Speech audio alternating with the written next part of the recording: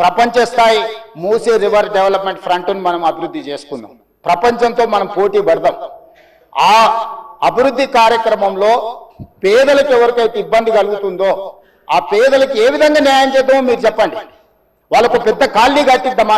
నాకేం అభ్యంతరం లేదు, ప్రభుత్వ నిధులతోనే కడుతున్నాం కదా. మీ ఆస్తి ఏమో అమ్ముతలేనే, నా ఆస్తి కూడా అమ్ముతలేనే.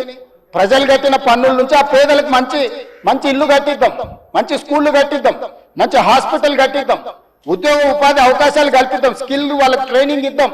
ఆ ట్రైనింగ్ ఇచ్చిన తర్వాత పరిశ్రమలలో వాళ్ళకి ఉద్యోగాలు కల్పించే ఏర్పాటు చేద్దాం.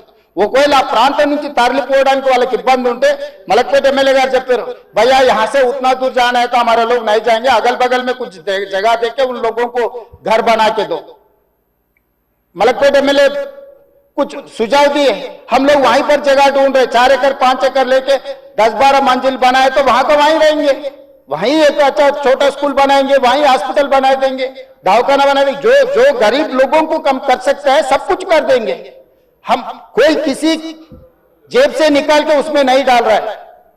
तो हैदराबाद शहर को हम अच्छा बनाने के लिए हम लोग कोशिश कर रहे हैं. अकबर साहब, इसमें आपका भी you have a better experience, you know better than me. Why? Because you have seen entire world and you have worked with Rajshekhar Reddy garu. You have suggested Charminar pedestrian thing, other things you have suggested many times. You have expressed your interest on this development.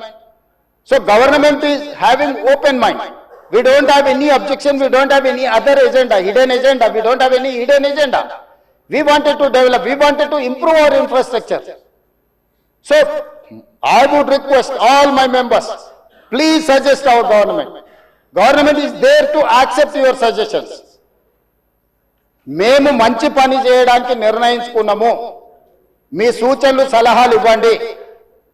DPR ready అయిన తర్వాత ముఖ్యమంత్రి కార్యాలయంలోనే అందరు ఎమ్మెల్యేలను పిలిచి floor లీడర్లను పిలిచి power point presentation పెడతాను, మీరు చూడండి, మీరు సూచన ఇవ్వండి.